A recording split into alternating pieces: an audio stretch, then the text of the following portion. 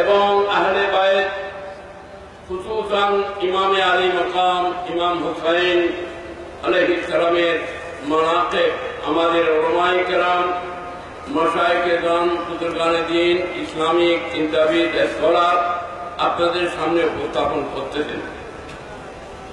আমি আপনাদের খেদমতে একটি কথা আলোচনা করতে চাই, সেটা হলো মাকামে নবুয়তের সাথে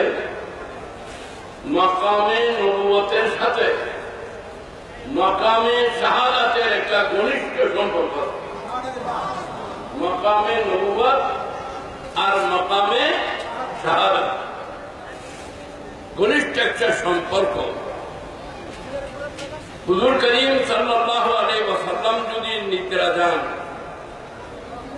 আল্লাহর প্যারা নবী যদি নিদ্রা যান, তো আল্লাহর প্যারা নবীর নিদ্রা এবং ঘুমে উযু ভাঙে না, কিন্তু উম্মত যদি ঘুমায় উযু ভেঙে যায়।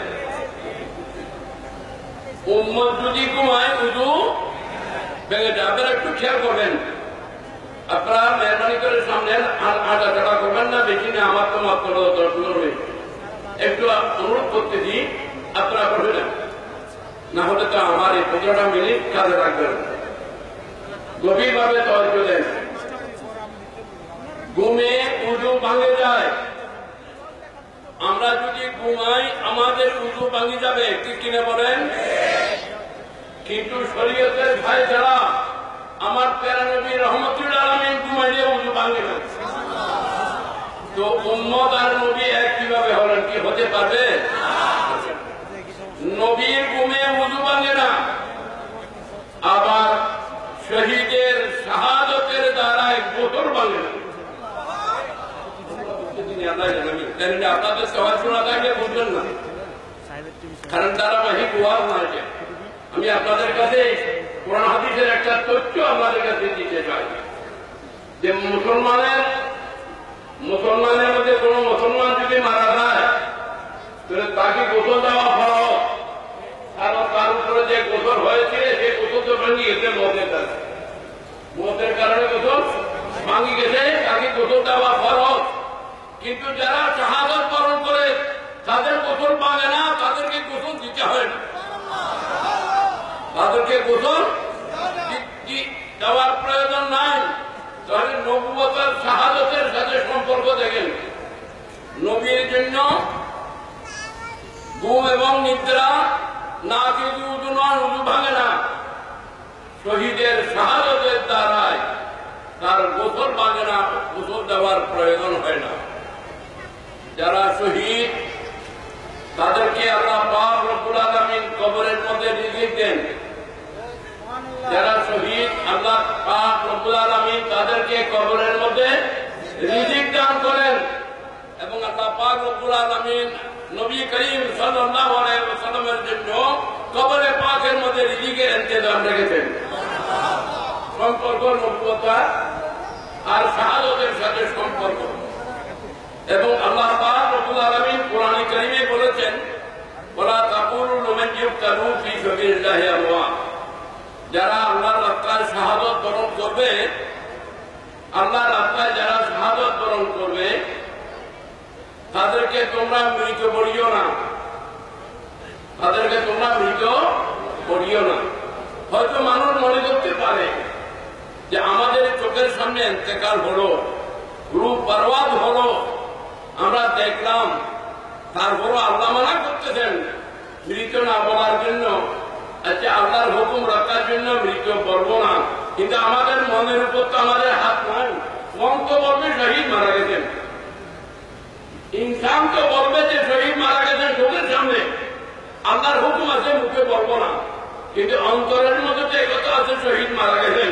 আল্লাহ বলেন না না না না, তোমার জবানও আসতে পারবে না, তোমার অন্তরও আসতে পারবে না। ওয়ালা তাহসাবান্নাল্লাযীনা কুতিলু ফী সাবিলিল্লাহ, আমার রাস্তায় যারা শাহাদাত বরণ করেছেন তাদেরকে মৃত বলে কল্পনা করা যাবে না।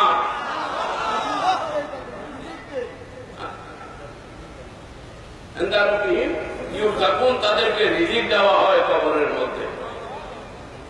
মরো যাবে না। তাহলে বোঝা গেল কি, শাহাদাতের পরে শহীদগণ জিন্দা। শাহাদতের পরে শহীদগণ কি? আমাকে একটু সাহায্য করেন না। শহীদগণ, শহীদকে জিন্দা বলে জবানে ঘোষণা না করলে, অন্তরে ইয়াকিন না রাখলে ঈমান থাকবে না। এটা আল্লাহর কোরআনের হুকুম। শহীদকে জিন্দা বলে ঈমান রাখতে হবে, ঠিক কি না? কোরআনে কারীমে আল্লাহ বলতেছে, একটু শুনেন, মান ইউতিউল্লাহ ওয়ার রাসূলা ফাউলাইকা আনআমা আল্লাহু আলাইহিম মিনান নাবিয়্যিনা ওয়াস সিদ্দীকিনা ওয়াশ শুহাদায়ে ওয়াস সালিহিন ওয়া হাসুনা উলাইকা রফিকা। আল্লাহ পাক রব্বুল আলামিন ইরশাদ করেন, যারা আল্লাহর ইতাআত করে এবং আল্লাহর রাসূলের ইতাআত করে, আল্লাহর পায়রবি যারা করে, রাসূলের পাকের পায়রবি যারা করে, আল্লাহ তাদের জন্য 7 শ্রেণীর অত্যন্ত সম্মানিত বন্ধুর ব্যবস্থা করেছেন। যাদের সাথে তাদের সঙ্গত হবে, বন্ধুত্ব হবে, সাথে থাকবে। প্রথম হলেন নবী, দ্বিতীয় হলেন সিদ্দিক, তৃতীয় হলেন শহীদ, চতুর্থ হলেন সালিহিন আউলিয়ায়ে কেরাম। আল্লাহ পাক কোরআনে বলেছেন, ওয়া হাসুনা উলাইকা রফিকা।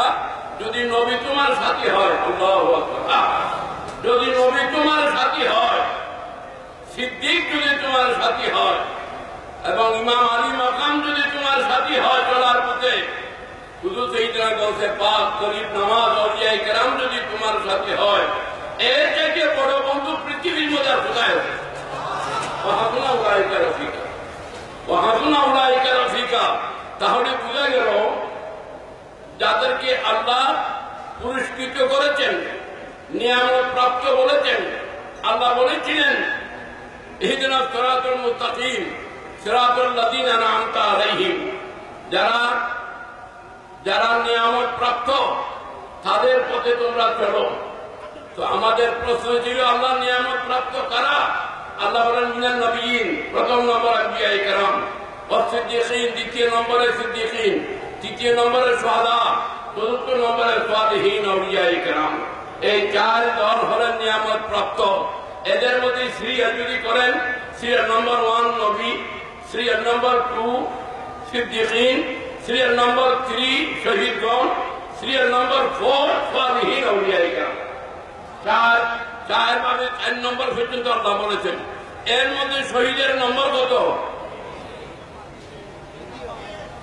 শহীদের নম্বর কত বলেন? সবাই বলেন না। শহীদগণের সিরিয়াল নম্বর হলো 3।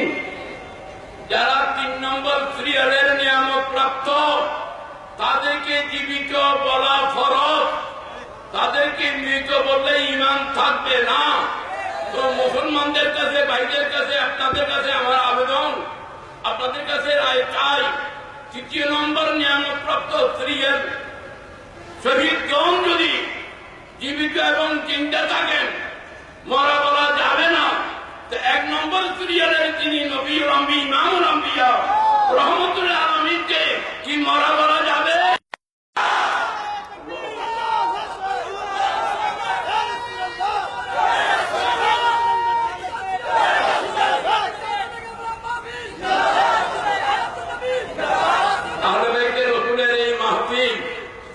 প্রমাণ করতেছেন নবী করিম সাল্লাল্লাহু আলাইহি ওয়াসাল্লাম জীবিত। নবী করিম সাল্লাল্লাহু আলাইহি ওয়াসাল্লাম জীবিত। একটু জোরে বলেন না, নবী করিম সাল্লাল্লাহু আলাইহি ওয়াসাল্লাম।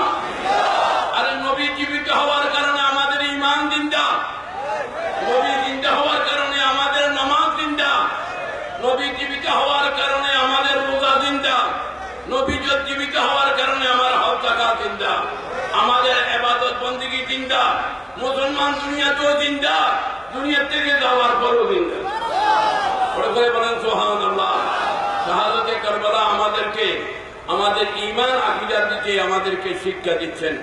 সুতরাং নামাজের সময় একেবারে হয়ে আসতেছে, তাই আপনাদের খেদমতে একটি কথা আরোপ করব।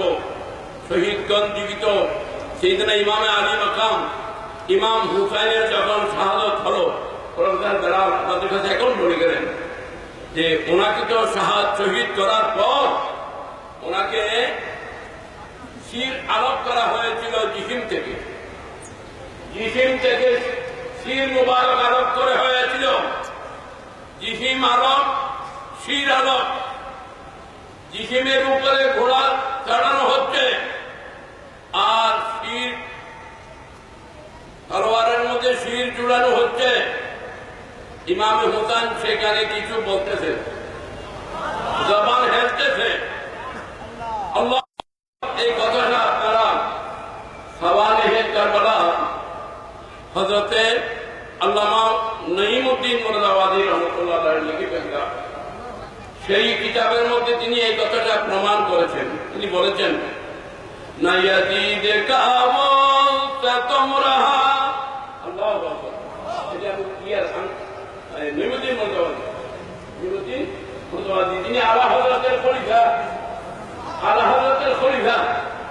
না ইয়াজিদ কাবো তোমরা না জিয়াদ কি वो जफा रही, जफा माने जुल्म, अत्याचार। न यजीद का वो सितम रहा, न जियाद की वो जफा रही। अरे जुरहा नाम हुसैन का, जुरहा नाम हुसैन का, जिसे जिंदा रखती है करबला। বলেন সুবহানাল্লাহ, সুবহানাল্লাহ। হযরত ইমাম হুসাইনের শির মুবারক তলোয়ারের মধ্যে পুরানো হচ্ছে ময়দানে কারবালায়। হযরত ইমাম হুসাইনের বড় বোনের নাম হলো বিবি জায়নব। আমি কথা শেষ করে দিব 2-1 মিনিটের মধ্যে। বিবি জায়নব আল্লামা নঈমউদ্দিন মুরাদাবাদী জমানে কারবালা কিতাবের আখেরে দিয়ে লিখতেছেন। সেই কথাটা আমি আপনাদের সামনে জানাতে চাই। ইমাম হুসাইন কাঁদতেছেন, জবান দিয়ে ফরিয়াদ করতেছেন, আল্লাহ তোমার দরবারে আমার একটি ফরিয়াদ আছে। আর ইমাম হুসাইন, তুমি সব কিছু লুটাই দিলা, আবার কি ফরিয়াদ তোমার? আমি আমার সব কিছুটা তোমাকে দিলাম, আর কি বাকি আছে বলো। বললেন, ইয়া আল্লাহ, মওলাই করিম, পরওয়ারদিগারে আলম, তুমি আমাকে একটু কারবালার জমিনে আবার যাওয়ার সুযোগ দাও। কেন কারবালা জমিন? কেন যেখানে তুমি শহীদ হলা। আল্লাহ, আমি 2 রাকাত নামাজের নিয়ত করেছিলাম, প্রথম রাকাতের সজদায় ছিলাম, 1 রাকাত পূর্ণ হয় 2টা সজদা করলে।